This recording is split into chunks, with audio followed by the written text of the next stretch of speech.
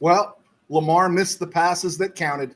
This is RamView. Out there, so let's blow them off the line of scrimmage. Headline,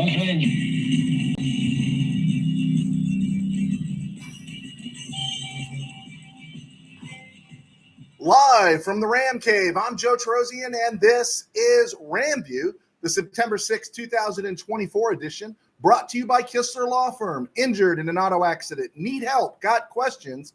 Call Kistler Law at 661-206-6990.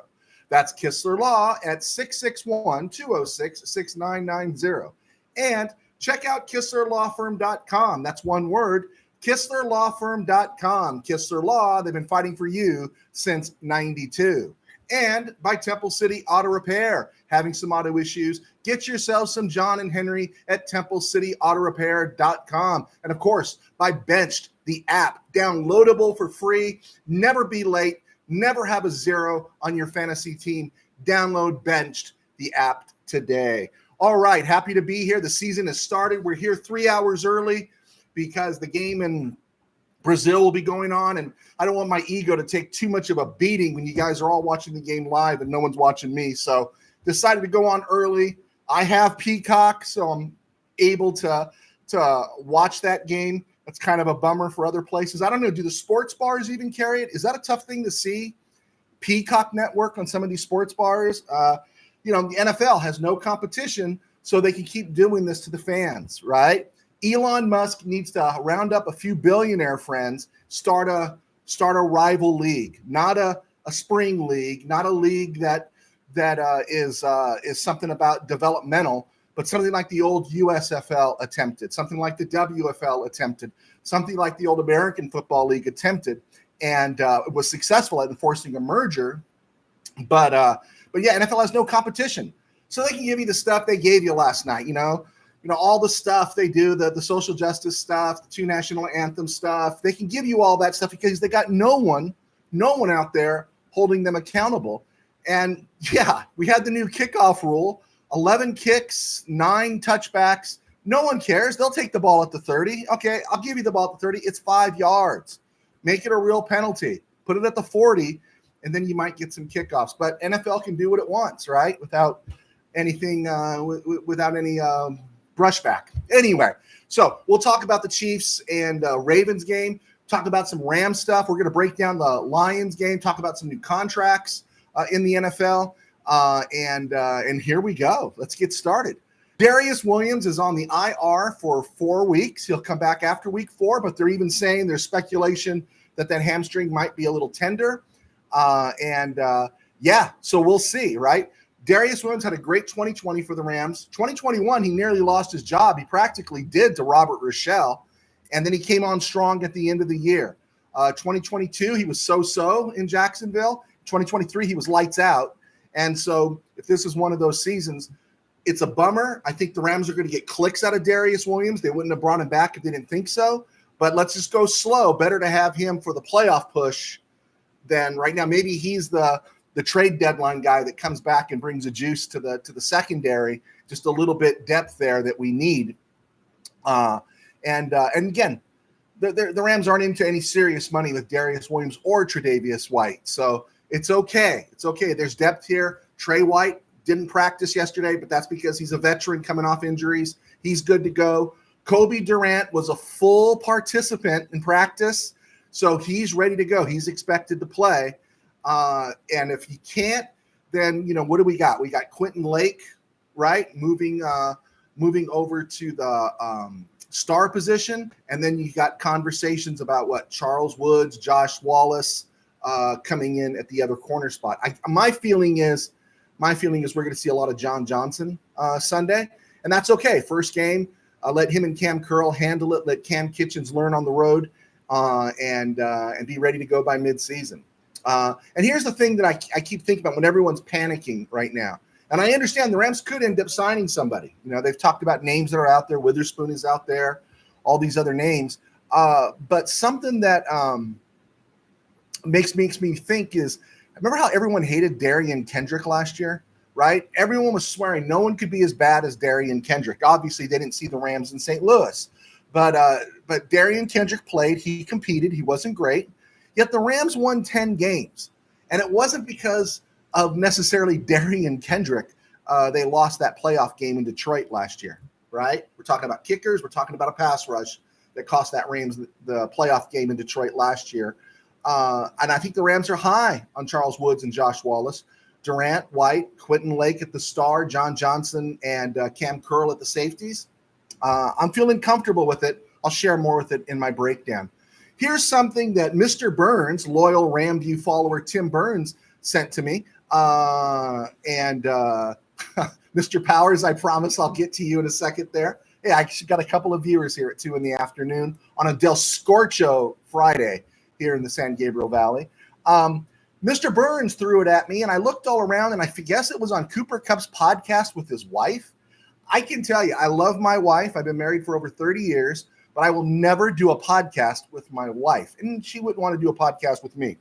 But Cooper Kupp in his podcast with his wife said he'll be handling the kickoff duties, and it seems a little weird because he's not that he's not a kicker, but that it would be Kupp, and you don't want him to get injured on one of these kick returns.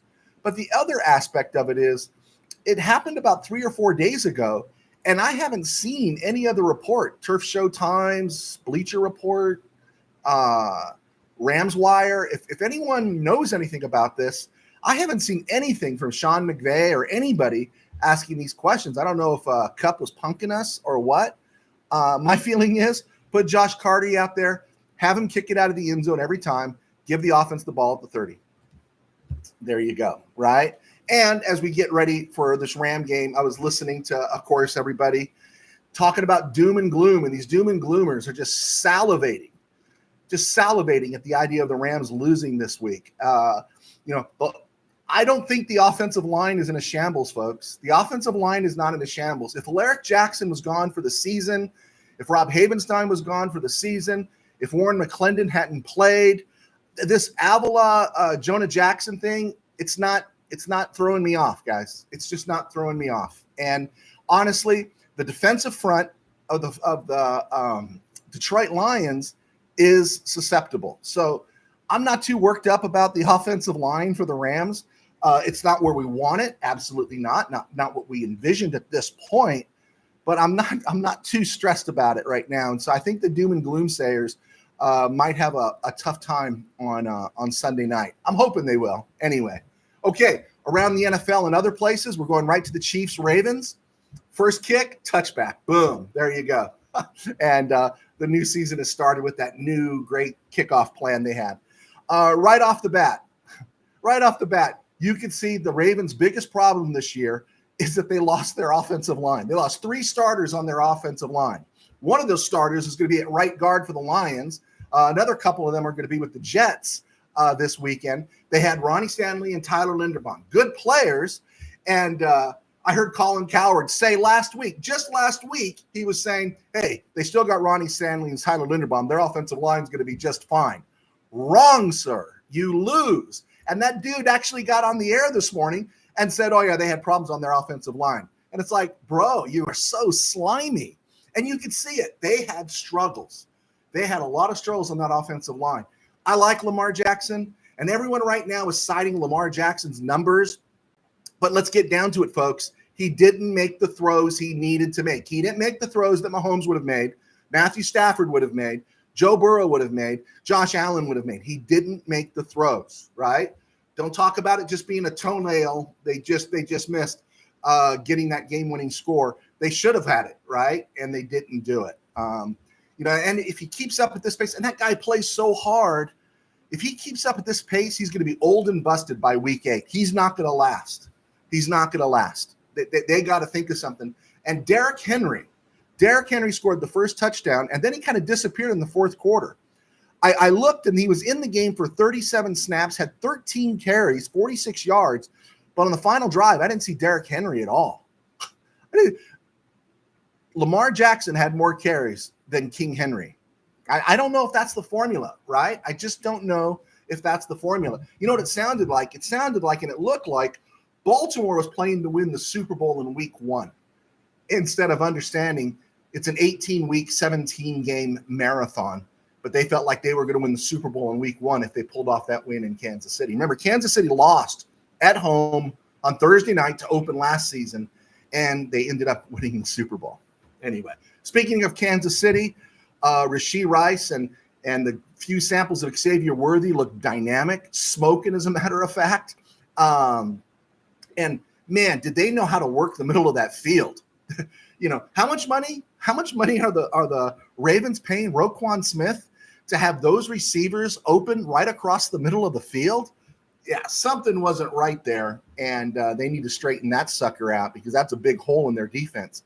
But Rashee Rice looked great, at least until he goes to jail next season. Doesn't look like he's going to go to trial till December. And Xavier Worthy, as long as he doesn't get popped like Pac-Man Jones, making it rain in a strip club, the Chiefs have some talent there. They got Juju Smith-Schuster, who they've already worked back in. They've got Hollywood Brown coming back. They've got some depth there. And completely under the radar was KC's extending of tight end Noah Gray this week. They gave him 3 years, 18 rocks, 10 guaranteed through 2027. And the dude was outstanding last night. He wasn't as outstanding as the other backup tight end, quote unquote, backup tight end for Baltimore, but not bad for a 5th round, 162 overall out of Duke. Moving on here, a couple of weird sightings here. David Ojabo, that's the guy that played on the opposite side of Aiden Hutchinson at Michigan. He's only played in 5 games to this point in his NFL career after a catastrophic knee injury. He got a sack last night. That's encouraging for him. And Matt Ariza, the punter, who was drafted in 2022 by the Buffalo Bills and then released because of the false accusation and then got blackballed by the league. The Chiefs found a home for him, and he kicked and punted for them last night. And personally, if I'm Ariza, you're paying me for those 2 years you kept me out of the NFL. I would find a lawyer. I would be so angry. I'd be in grudge mode, scorched earth mode to be wrongly accused of something and then have my employers back the accuser with no evidence. Anyway, I digress. Isaiah Pacheco, huh? That dude's the dude, right? Did you see the rollover? And it was beautiful. And Pacheco was interesting because out of Rutgers, he was on a lot of people's boards for the Rams. I heard a lot of people speculating Isaiah Pacheco. Instead, the Rams took Kyron Williams in the 5th round of that draft. And then in the 7th round at number 235, Pacheco was still there. They took Daniel Hardy, who last I checked, I think is in Chicago, unless he got released. And then KC then picked up Jalen Watson, corner for Washington State. He started last night at number 243 in the 7th round. And then Pacheco at 251. And then the Rams took Russ Yeast at 253. Of course, the last player taken in that draft was who? Brock Purdy. But interesting to see there is that the Rams saw them both, right? Maybe they thought they could get Pacheco later, but they actually took Daniel Hardy. I'm not complaining about Kyron Williams, but, Pacheco, man, that dude's kind of an Iron Man right now and fun to watch. Mark Andrews, 28, has 2 years left on his contract, the starting tight end for the Baltimore Ravens. Bad injury last year, car accident this summer, and he's a 16 rock cap hit this year and next year. But next year, he's only a 5 rock dead cap hit. That's if they got cap problems in 2025. Because speaking of 2025, there was a tight end the Ravens drafted in 2022 from Coastal Carolina in the 4th round. Rams got Tyler Higbee in the 4th round. Colby Parkinson was drafted in the 4th round. Anyway, good round for tight ends. I think Bryson Hopkins was 4th round. And Isaiah Likely was that pick. Did you see Isaiah Likely last night? The guy was amazing. And Chris Collinsworth pointing out how well he did blocking. Isaiah Likely's got 2 years, counting this one, left in his contract, 2024 and 2025. He makes 1.1 rock this year, 1.2 rocks next year. Ravens need to extend him now and not wait because that dude is really, really good. Moving right along here, side points.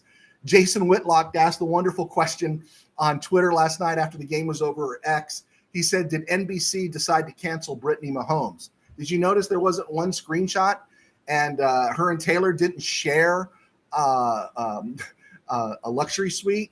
And they were besties last year, right? I will say this. I don't really care much about their wives. I don't care much about seeing Taylor. I always laugh when someone says it's good for the game. It's the frickin' NFL. The NFL doesn't need to kowtow to Taylor Swift. But anyway, I digress. The thing I do like about it so far is that whatever Brittany Mahomes thinks, she'll hit a like on something that Trump posted. And I don't care if you like Trump or hate Trump. I don't care what it is. But when the mob and the KBM come after you, at least she hasn't issued an apology.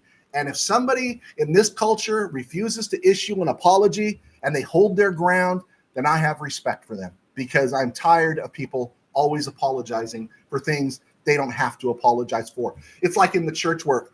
We have a lot of ministers. I guess I'm digressing here. They start taking on things that they hadn't done, they've never done, and they start taking them on. And they say, "Oh, I've been racist." And I said, "If you were racist, how did you become a minister?" Right? And but because the culture wants us all to own up for something we never did. And they asked me, and I said, "You know what? I got enough sins in my life. I'm not going to take on sins I'm not guilty of." And so good for Brittany Mahomes. I'm not up in arms about the so-called Black national anthem. I think it's all a joke, and it's just another confirmation of the NFL's lack of character. They just will smooch any keister they can smooch to keep the dollars rolling in, and you kind of wish they'd stand for something. Maybe Dana White at UFC needs to become the next commissioner of the NFL. Anyway, throw it out there. No problem with Tirico and Collingsworth. I've never had a problem with Collingsworth. I have a problem with Troy Aikman, but I never had a problem with Collingsworth. However, the pregame stuff was just a yawning festival. Cannot stand it. I can only handle so much Jack Collingsworth and Chris Sims. Again, no problem with Mike Tirico, but I'm still an Al Michaels guy. And then final thought, injury coming out of there. Kyle Van Noy fractured an orbital bone. Man, first game, guy goes down, fracturing an orbital bone. That just sounds like it hurts. I remember Moses Malone fractured an orbital bone for the Sixers back in the mid-'80s. Guys, we're going to get to the questions here. I see them piling up. I'm so honored that you guys have joined me. And we'll get to that right when we get up to the break, because I want to talk a little bit about my book. I hope you've gotten your copy. And we'll go from there. Jamar Chase has been practicing, but he doesn't have a contract. And he's got some more leverage because T. Higgins, and I only bring up T. Higgins because I drafted him in one of my fantasy drafts, has a hamstring and is kind of suspect for Sunday. And Jamar Chase says if things are right that he would play. My personal thing is the Bengals are playing the Patriots. I don't think they need T. Higgins to play. They should hold him out. And they should just get the Jamar Chase thing settled. But I don't know if they need Chase to beat the New England Patriots this week. We've been on the Steelers case about spending money on offense, and this morning it was announced they extended tight end Pat Freiermuth for 4 years. Good for them. I think he's getting 48 rocks. Good for him. The Bills have extended Spencer Brown. He was a third-round pick out of Northern Iowa, and you get a starting right tackle, and they've extended him for 4 years. So good for Spencer Brown and the Bills. And speaking of extensions, because it's the season, I guess, for extensions, the Dolphins and cornerback Jalen Ramsey, former Ram, have agreed to a 3-year. Now get this, Ramsey is 29 years old, a 3-year, $72 million deal, and it makes him the highest paid corner in the NFL, and it includes $55 million in guaranteed money. I like Jalen Ramsey. I love Jalen Ramsey. I wish the Rams could have found a way to keep Jalen Ramsey, but you're not going to pay him 72 rocks for a guy that's 29 going into his 30s. I mean, would you? I don't know. I'm a little suspect about the Dolphins. All right, as we move along here just before we get to break, coaches that I feel like could be on the hot seat if they lose this weekend. That doesn't mean they'll be fired right away, but they could be on the hot seat this season, lose their job in the offseason. I think if Philly has a bad game tonight and gets off to a really poor start this season, I think Nick Sirianni could be an in-season firing. I think if the Pittsburgh Steelers struggle, I know Steeler fan Rob doesn't want to hear this, but if the Pittsburgh Steelers struggle, I really think the Mike Tomlin era could come to an end this offseason. And they'll do it mutually. Hey, I've decided to step away. They're not going to fire him. Sean McDermott, if somehow Buffalo loses to the Cardinals and somehow Buffalo stumbles, even a first-round playoff exit, I think he goes the Chuck Knox route.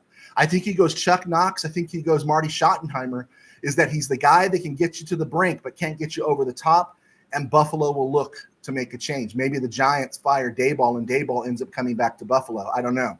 A guy that I think could be fired in season, New Orleans head coach Dennis Allen. I'm 50-50 on the Bears' Matt Eberflus. He seems pretty competent in everything on Hard Knocks, but there's just a lot of expectation there right now in Chicago. I think they might hold their horses to keep some continuity, but I think that dude could be 50-50. Jared Mayo in New England, guy comes in after replacing a legend. He is a replica of the legend. I think he's an end-of-season fire. I do. That's just unless something really shakes out and they surprise a lot of people. Mike McCarthy, Dallas. I like Cleveland over Dallas this weekend. If things go south in Big D, he's not under contract next year.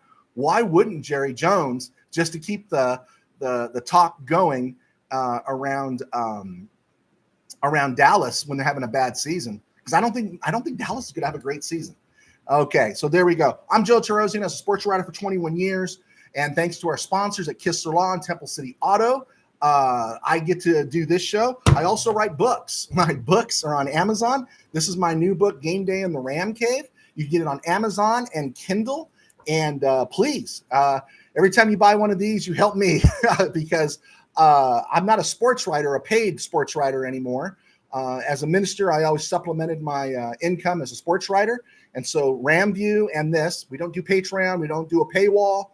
I do appreciate the support and your comments. Maybe you won't like the book. It is a novel. It's not everyone's cup of tea, but basically it's a book about friends getting together to watch the game, trying to keep the girlfriends out, the riffraff out, and especially the people who are jinxes and the people who drive us crazy when we want to watch the game. You want to watch the Super Bowl, and instead someone's in there saying, hey, let's watch the commercials, right? Makes me want to puke my guts out. So if you can check out Game Day in the Ram Cave, it's on Amazon. Please check it out. I also posted a video here yesterday that gives you a little more background of the book. Also, one other of our new sponsors is Benched, the app. And I don't know if this happens to you, but it happens to me. If you're tired of losing your fantasy games because you forgot to check your lineup, with Benched, that's a thing of the past. Benched is the only app that ensures you never leave a non-starting player in your lineup. Don't miss out on crucial points, and don't be the one who forgot to bench a player on game day. Win your league, keep your pride, use some spite, and let Benched handle the rest. Download Benched today and dominate your fantasy season. All right. Man, we got a load out there. I'm happy to do these things because it helps keep us on the air. All right, guys, let's see what we got in terms of questions out there. Tim Powers, dream scenario, blindside corner blitz on Goff causing fumble return for the winning touchdown. Oh, no, Mr. Powers, that's not what I want to have happen. I want 52-0. That's the dream scenario. I've had this conversation before, mostly a year ago. Somebody says, oh, I hope it's a good game. And I say, define what you mean by good game. Good game to me is Rams 52-0. 52-7, right? That's good game to me. I don't want to see 17-16. I don't want to see 30-28 and Tre'Davious White coming on a corner blitz and Jared Verse on a scoop and score in the final 4 minutes of the game. I don't want to see that. I want to see a blowout. That's my dream scenario. But then again, you take what you get. You don't always get what you want, right? How many times have you gone to bed wishing to have a great dream and you just have this other dream that kind of comes, it's just okay. I'll take the win, Mr. Powers. USA Expat, we might be singing the praises of Woods or Wallace on Monday's show. From your lips to the football god's ears, USA Expat. There's something about those guys. I didn't see Charles Woods on the field during preseason. Did you see him on the field during preseason? I saw Josh Wallace. I'm really interested in those guys. Bill, downloading your book to my Kindle. Great. Downloaded your book to my Kindle. Great reading. Oh, Bill shoots. He scores. The Keystone State is on the house. Thank you. Rob Sorge. Oh, that's Steeler fan Rob in Missouri. Field is not any worse than Lamar. He missed open receivers. Fields misses open receivers, and I'm going to tell you right now, Lamar Jackson does too. But there's one thing we've seen in Lamar Jackson, Steeler fan Rob, and congratulations on signing Pat Freiermuth. The one thing we've seen is that what we've seen is each year Lamar Jackson has done everything he can to get better. He's maximizing the gifts he has. He's a leader. He doesn't quit. I totally respect Lamar Jackson as a player. He's just not an elite arm talent. And I fear that for for Justin Fields. And what would be a real bummer for you guys is have to have all the questions answered about Fields early. I hope Fields doesn't have a bad game for you guys, because you're really going to be up a creek without a paddle if Fields just fails in some horrible way, and then you got to rely on Russ. That's what I'm worried about. I say that as a friend, Steeler fan Rob, a guy who paid for me to have breakfast, $5 meal at Brahms in Ozark, Missouri. Tim Powers, call me crazy. I feel Limmer more experienced on shotgun snaps and overall center containment. Ooh. Hey, that's a point. You know what? I'm going to go back and look that up, Mr. Powers. That's a really good point, but I just don't think right now he's ready. Again, I think Limmer's that guy, because right now the interior of the line is covered between now and through 2026. And I think that 2026 period, if injuries don't set in before, is going to be Limmer time. And but wow, that's a good call there. I did not think about that, Mr. Powers. Tim Powers, Parkinson going to be a surprise weapon on Sunday night. I think so too. I truly think so too. Steve Ramirez, UCLA honk and sports writer. What's wrong with Aikman? To me, Troy Aikman always just states the obvious, and I just don't.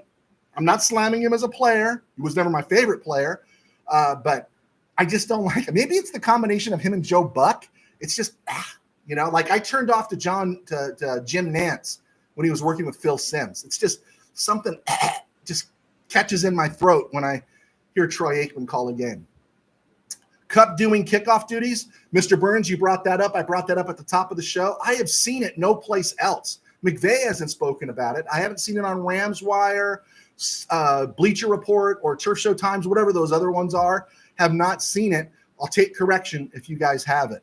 Let's see here. Nesto. Is that my Nesto? Been away for a while. Go Rams, Bears versus Rams, NFC Championship. I had a sports writer named Nesto with me at Mid-Valley Sports. I hope that's you. I don't know if that's you. Brian B.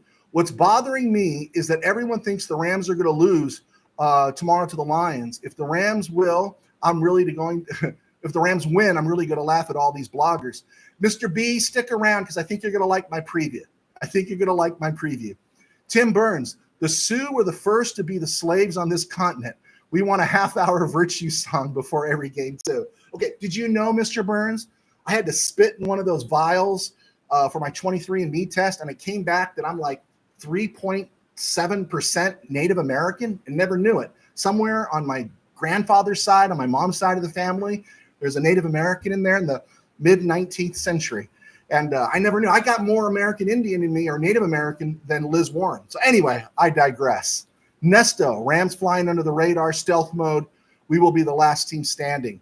I like the way that's going. Tim Burns, buy this guy's books. I have enjoyed Tangent Dreams and Sin Virus. Mr. Burns, are you reading Sin Virus? If you like The Walking Dead, you're going to love Sin Virus. Okay, thank you. Tim Powers, love a jinx-free zone.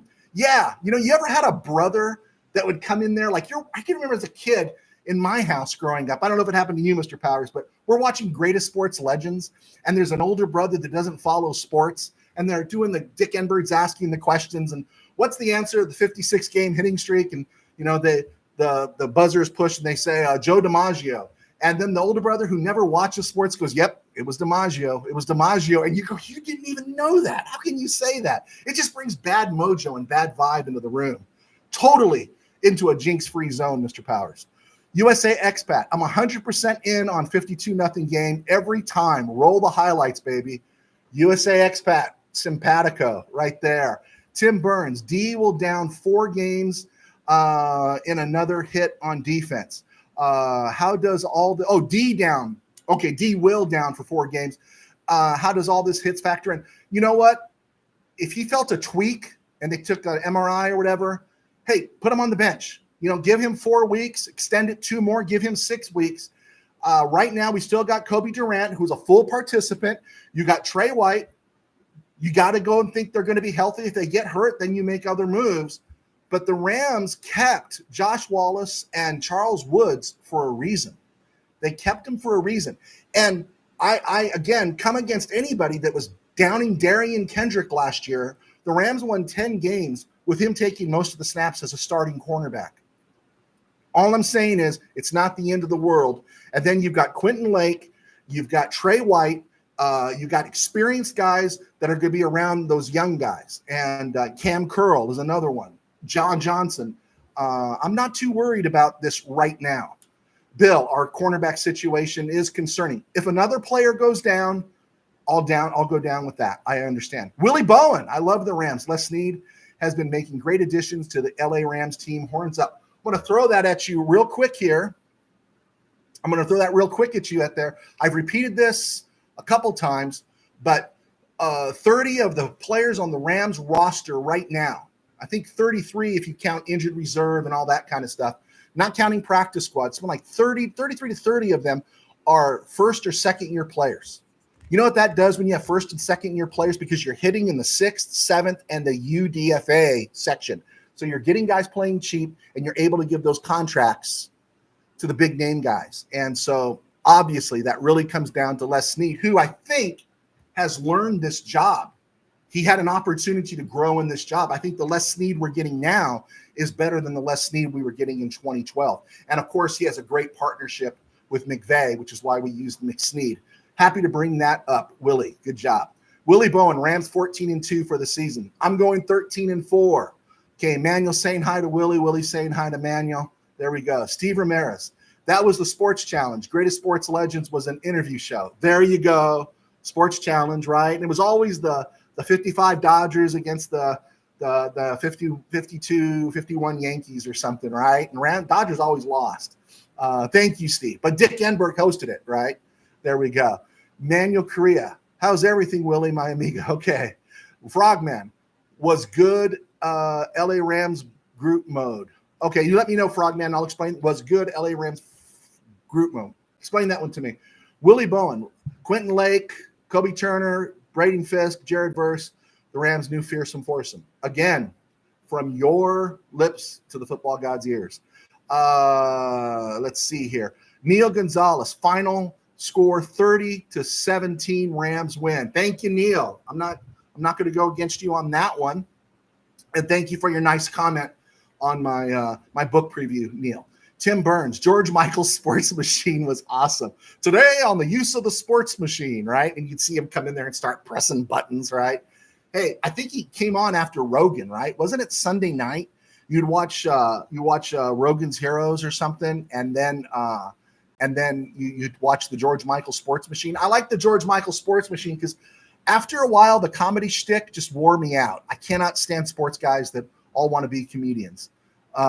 Frogman, face group mode. My bad. Okay. Tim Powers, Shula, turn those young guys loose, blitz Goff's butt off.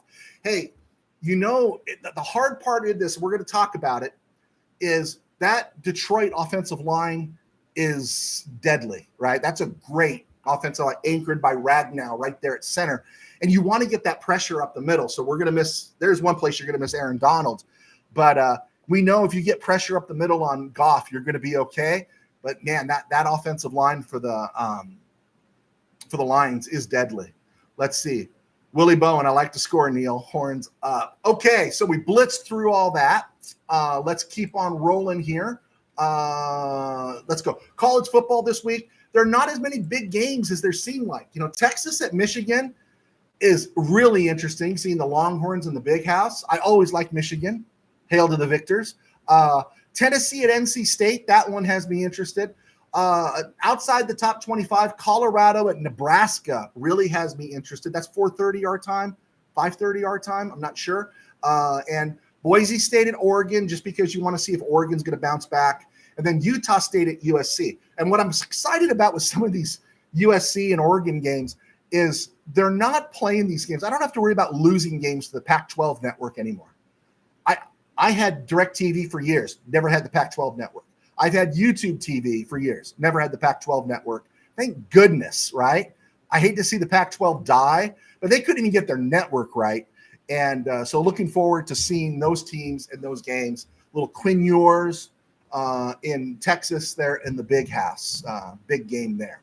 Okay, let's move down into this Rams-Lions game. I'm going to name off starting lineups and share some thoughts. Lions are projected by some to be 12-5 this year. and head coach is Dan Campbell. Their quarterbacks, Jared Goff, but their backups are Hendon Hooker and Jake Fromm. Now, I know people like Hendon Hooker from his senior year at Tennessee, but, he hasn't thrown an NFL snap, right? So was everyone worked up about Jared Goff's backup like they were about Matt Stafford's backup? Jared Goff is less mobile than Matthew Stafford. Running backs, Jamar Gibbs and David Montgomery. Can't sleep on those guys. Wide receivers, Amon-Ra St. Brown, Jamison Williams, and then it drops off a little bit with Khalif Raymond, the other receiver. And then, of course, Sam Laporta, right? Now, the Rams are going to counter that with their secondary of Trey White and Kobe Durant, and then Cameron Curl, Quentin Lake, John Johnson. And I'm not really, it's not the over the top. I don't think Jamison Williams has shown a whole lot right now that you fear him. He's great. He's a good player, but do you fear him? Amon-Ra St. Brown is the kind of guy that can drive you crazy. And but I think the Rams and Shula, they can get a handle on that. So that part of the game, I'm not too worried about. The Packers offensive line, Taylor Decker, 9th rated out of 81 tackles last year at left tackle. Graham Glasgow, high-end guard at left guard. Frank Ragnow, high-end center. Kevin Zeitler is their new right guard in Baltimore, that came from Baltimore. And he was like the 7th ranked guard last year, according to PFF. And then Penei Sewell, who plays right tackle, he was number 1 out of 81 tackles graded last year. And I know PFF, you got to kind of lean a little bit on what they say. It's always with your eyes, but that's a really good offensive line for the Lions. And you got Byron Young, Kobe Turner, Bobby Brown, Braden Fisk, and Jared Verse going up against it. There's the challenge, right? There's the challenge, because if they just keep moving the sticks on the ground with David Montgomery, Jahmyr Gibbs, the times when Goff passes, he's going to come off play action and he's going to have some opportunities there. And that's the part that scares me the most defensively for the Rams. It's just wear on that. Defensively, the Lions come out with Jack Campbell and Alex Anzalone, Derek Barnes. He's the backup at the middle backers. And then it's up the middle. Aleem McNeil is good, but Aleem McNeil, it's really interesting. On some sites, like PFF, is not listing him as a starter. The R-Lads website lists him as a starter along with DJ Reader. And DJ Reader is an offseason acquisition, and his health's been questioned. I think it's quadriceps or something's going on with him. I think that's a place where you can hurt them with this Rams offensive line. And then their edge guys, Aiden Hutchinson, who we know is great, and then Marcus Davenport. And Davenport is 6'6". He's a beast. He looks the suit, but he's been really underwhelming since being drafted 14th overall by the Saints in 2018. He had 2 sacks last season, and he has just 25 in 6 seasons.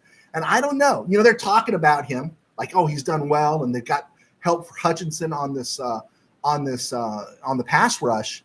But I don't know. We're not going to know until we see it. Joe Noteboom, Steve Avila, Jonah Jackson, Kevin Dotson, and Rob Havenstein will be going against these guys. Right now, my mindset is Havenstein's playing. I trust Noteboom. And then it's Avila, Jackson, and Dotson. And the Rams can plow the road against that interior of their defense. And I think that's going to help the Rams quite a bit. The Lions start Terrion Arnold, first-round pick out of Alabama, and kind of a showman. And they grabbed Carlton Davis out of from Tampa Bay. And as Enos Rakestraw, they drafted him. I think he was was it Missouri? Was it Missouri he was at? I'm trying to remember. But Enos Rakestraw is their 3rd guy. They drafted him. But Arnold's the key. And then every Ram fan's hero, Kirby Joseph, not hero, but villain. And Brian Branch, the strong safety, he was pretty exceptional. Those guys are going to try to stop Puka Nacua, Cooper Kupp, Demarcus Robinson, and Colby Parkinson. If there's no pressure up the middle, which I don't think there should be on a regular basis, I think these Rams receivers are going to have their way against the secondary. Not saying that Arnold's going to be bad or Davis is going to be bad, but Davis, he's got some experience. Rams have played against him before, and Terrion Arnold's a rookie. And I think this game is going to be physical. I think it is going to drift back a little bit to the postseason game, which I hope it doesn't. I know everyone wants revenge. but it's going to be high scoring. That's what I think. I'm curious to see how the Rams defensive front battles with the Lions' outstanding offensive line. Like I said, Zeitler used to be with the Ravens, and you saw how the Ravens struggled at right guard last night. Toss in the Rams' efficient but decidedly unathletic linebackers, and you get the sense the Lions will be able to move the ball on the ground. But on the flip side, the Lions' changes to the secondary are okay, but again, a healthy Cup, Nakua and Robinson, along with Parkinson, Davis Allen's going to get snaps, I think leaves room for them to get torched. And again, the Detroit front's not intimidating. Aiden Hutchinson, I don't believe as of now has a running mate. I saw the Rams losing this game a month ago, but right now, drum roll please, I choose to believe Chris Shula is going to find a way. There's something about Chris Shula I really like. And remember this, in the NFL these days, no one really stops anybody anymore. No one really does. They just have the ability, the best defenses have the ability to get the stop when they need it, right? It's not you're going to shut somebody down. We're not going to have that 1979 Seahawk moment where they're held to -7 yards. That day is gone, right? Nothing like that's going to happen. I don't think the way the rules are configured, you're going to have anything like the 2000, Ravens. I just don't think you're going to see that anymore. I just don't. And that's why people talk about spending too much money on defense doesn't really get you over the top.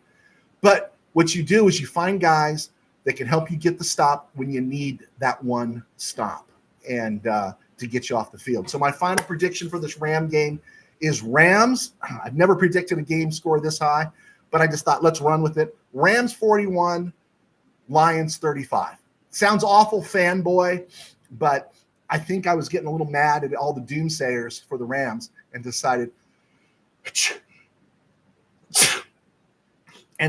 to run with it. And I just started feeling better. Even as everyone was all worried about the corners and all these other things, I just started feeling better about it. And if it doesn't work out this way, it's 17-game season. Rams will recover. You know what I just want to see? Let's have no season-ending injuries. Let's make sure Goff is upright. Amen? Amen. All right, let's see what we got here. Got a few questions coming in here. Bill, halftime highlights on Monday Night Football in the 70s and 80s. They were great, right? And I love they were on film, right? You look back and, you'd have Cosell go, that's Shea Stadium, New York, New York. And that's Joe Willie Namath. He does this whole thing. Those things were awesome because there was no ESPN. And you didn't turn it off because you just wanted to see those highlights because you had to wait for This Week in the NFL to come out to see highlights of those games. No YouTube to go to. It just seems like such a dark age. Manuel Correa, now we have no inside and outside presence. Again, I'm going with Jared Verse and Byron Young. I think outside, I think the Rams are going to surprise people. And Bobby Brown's playing for his football life right now and a second contract. And I do like Kobe Turner and Braden Fisk. It's a wait and see. You're absolutely right. It's a wait and see, but I'm feeling good about it. Tim Burns pains me. You know it, JT. But I hope Goff runs around like someone glued his minky to his left leg, like the old days, and gets sacked 8 times. Hey, I'm not against that. But we'll see. I just love for the offensive line to do a good job and for the Rams defense to play well, because then it would shut up all these critics. That's what I would love. Tim Burns, the Detroit running backs is what scares me. I see them running where Donald isn't anymore, the left side. I think Donald there is a big deal, but you know what? I think the Rams have invested as much as they can invest in those spots. And the truth is that Detroit offensive line is special. Frogman, if we block well, I agree. USA Expat, I'm only viewing this Lions game from 30,000 feet. Like you said, the season is a marathon. Let's enjoy the beginning of this glorious journey together. Yeah, I agree, but I guarantee you, if it gets close, I might be throwing something. Does anyone out there still throw things when they get mad? Like in your version of the Ram Cave, do you throw anything? I know I do. Sometimes. Maybe. Occasionally. All right. Frogman, bless you. USA Expect, bless you. Tim Burns, NFL hands-off rules ensure we never see the 85 Bears or Lewis Ravens again. I agree. And I hope there's a change to that. Frogman, Sneed keeps us fresh. Tim Powers, you mean Stafford. What did I say? Did I say something wrong? Let me know or correct me. Okay, laugh out loud all day, Frogman. Okay, let me know where I was wrong there, Mr. Powers. It was the Stone Group, my man. Okay, let's get to this day in Rams history. I'm going to blow through this. On this day, the Rams traded a guy named Roy Wilkins. I don't know anything about him to the Redskins in 1960 for a pick in 1961. That pick was a fourth-round pick. And you know who the Rams drafted? Drafted a guy named Charlie Callan, who was there for the next 15 years. Put that in your pipe and smoke it, huh? All right. On this day in 1972, the Rams waived Pat Studstill. He was a Rams punter from 68 to 71, and he was cut in favor of Arcadia High School grad, UC Santa Barbara guy, now artist Dave Chappell. Studstill had been a Pro Bowl receiver for the Lions. He caught 67 passes in 66. You see him featured in the movie Paper Lion, and he had 181 receptions in his career, 38 with the Rams.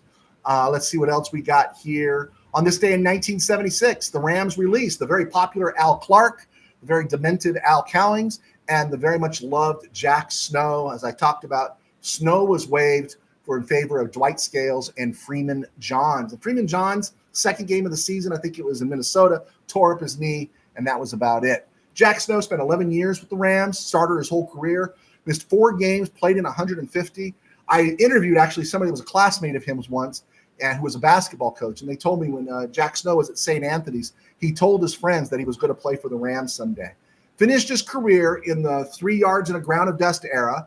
He caught 340 passes, which meant he had a really good career. 17.7 yards a catch, 45 touchdowns, only made 1 Pro Bowl, and he only had 1 50-catch season. But he was consistency. There's something mythical about Jack Snow and Roman Gabriel that people who weren't even around remember those guys. Played at Notre Dame, caught 60 passes his senior year from John Huerta, and he was drafted by the Vikings, 8th overall, and he was traded a month later to the Rams for Jim Phillips. Gary Larson, who played 10 years for the Vikings, as a member of their Purple People Eaters. And so, yeah, he had a great career with the Rams. And unfortunately, he passed away at the age of 62. He got a staph infection in the hospital in 2006, and he passed away. On this date, in 1982, the Rams released Frank Corral, Jairo Penaranda, and Miles McPherson. Penaranda became a coach. Miles McPherson became a preacher. Frank Corral was just on Rams Iconic with DeMarco Farr. That's a good interview. You should check that out. Let's see. Games played. In 1979, it was week 2. It was a Thursday night game. It was an awful game to watch. Rams beat the Broncos in Mile High, 13-9. Rams were trailing in the fourth quarter when Jack Reynolds picked up a fumble, returned it 4 yards for the game-winning touchdown. Nice win for the Rams. But, you have to kind of measure it. Norris Weiss was the quarterback for the Broncos that night. In 1981, on this day, Rams lost to the Houston Oilers at Anaheim, 27-20. Rams were up 17-6 at halftime and blew the game. Who was Earl Campbell ran for about 122 yards and I think a couple touchdowns. On this date in 1992, the Bills beat the Rams 40-7 in Buffalo. And in 1998, Saints beat the Rams 24-17 in St. Louis. We're not on the air tomorrow, but there's the anniversary of the Roger Brown trade. Rams sent 3 draft picks to the Lions for Roger Brown. Roger Brown had 15.5 sacks his first year with the Rams, finished his career with the team. The 49ers, the Lions used those picks to draft Earl McCullough, Charlie Sanders, and an offensive lineman named Jim Yarborough. And I think that's all. Oh, yeah, tomorrow is the anniversary of the Billy Sims game where the Lions beat the Rams 41-20. We talked about that in our last episode. And Sunday, since we're not on the air, in 1971, September 8th, the Rams signed Ken Geddes to the taxi squad after being drafted by Detroit and playing at Nebraska. By 1973, he was the starting left side linebacker, never missed a game. He was lost to the Seahawks in the expansion draft. I think the Rams made him available because Jim Youngblood and Rick Kay were there. And he played 3 years for the Hawks and then retired. But he was a solid player, a solid citizen for the Rams. I believe that's about it right there. There we go. Oh, Sunday, September the 8th is as a reminder that in 2022, the Rams extended Les Snead with a 4-year contract through 2026. And so it'll be interesting to see as we finish this season, when does Snead get extended? We hope it is for a long, long run. All right. So I think we're good. Let's see if we have any questions coming through. Tim Powers retracted. Oh, you said keep Goff upright. There we go. Jack Snow was part of the St. Louis Rams radio crew. Yes, he was. Okay, guys, we've been on the air for about 50 minutes. That's always my goal. Thank you for joining us, hanging out with us. We will be back Monday at 5 and letting it rip from there. But until then, have a great night watching football in Brazil. And be sure to check out Game Day in the Ram Cave. And let me know your thoughts. Be sure to leave a review. Help us move this book. Sometimes reviews are more important than purchases, just good reviews. And if it sucks, you can tell me it sucks too. That's okay. All right, guys. God bless. Take care. And we will see you on Monday.